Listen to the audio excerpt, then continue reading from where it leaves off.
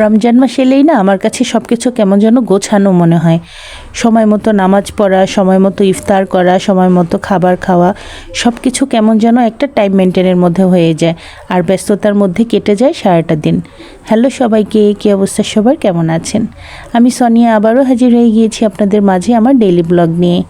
আজকে ইফতারে হালিম খাবো, কারণ আমার হালিম খেতে ভীষণ ভালো লাগে। আর আমি দেখেছি শুধু আমি না, রমজান মাস এলেই কিন্তু হালিম খাওয়ার প্রবণতাটা অন্য দিনের চাইতে একটু বেশিই হয়।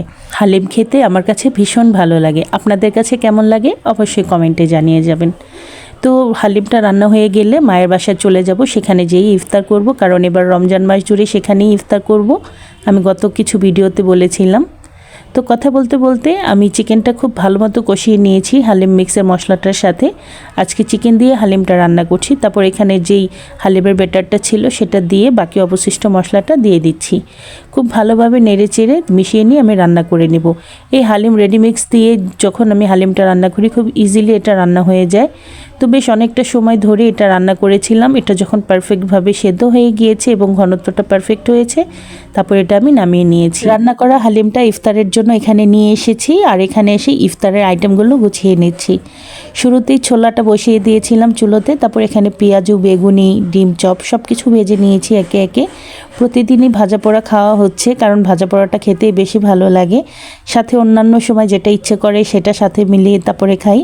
এখানে চিকেন ফ্রাই করার জন্য এটাও রেডি করে নিয়েছি। আর এখানে আম্মু খুব মজার একটা সেমাই পিঠা রান্না করে রেখেছে গুড় দিয়ে, এটাও ইফতারের সময় খাওয়া হবে।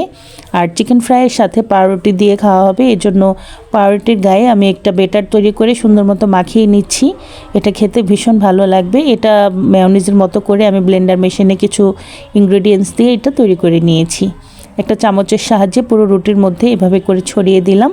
তো এখানে আমি 5 পিচের মতো রুটি তৈরি করে নিয়েছি, কারণ আমরা মানুষ যে কয়জন ছিলাম এক পিস করে হিসাব করে তারপরে এভাবে করে নিয়েছি। তো রুটির মধ্যে 1 পিস করে শসা দিয়ে দিলাম, সাথে চিকেনগুলো দিয়ে দিচ্ছি।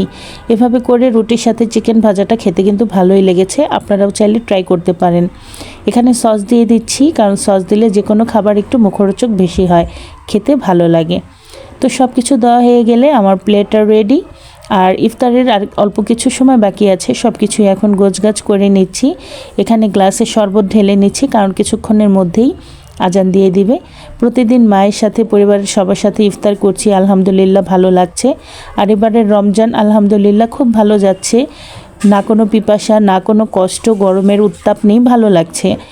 কারণ গত 2-3 বছর আগেও যখন রোজা ছিলাম খুব কষ্ট হতো, প্রচুর গরমের উত্তাপ ছিল, পানির পিপাসা খুব লাগতো। কিন্তু এবার আলহামদুলিল্লাহ ওয়েদারটা এত বেশি সুন্দর, এত সুন্দর সময় রোজা পড়েছে, একদমই কষ্ট হয় না। কথা বলতে বলতে আমাদের আজান দিয়ে দিয়েছে এবং আমরা ইফতার করতে শুরু করে দিয়েছি। এখানে আমাদের আহনাব বেবি খুব বিরক্ত করে ইফতারের সময়, সব প্লেটের মধ্যে থাপা দেয়। এজন্য ওকে এখানে কিছু জিনিস দিয়ে বসিয়ে রেখেছি যাতে ও একটু রিল্যাক্স থাকে। এদিকে আমার বাচ্চাও খুব দুষ্টামি করে। তো যাই হোক, কথা বলতে বলতে ইফতার তো সময় হয়ে গিয়েছে, ইফতার করছি। তো এই ছিল আমার আজকের ভিডিও। যারা আমার ভিডিওর সাথে ছিলেন সবাইকে অসংখ্য ধন্যবাদ জানিয়ে বিদায় নিচ্ছি।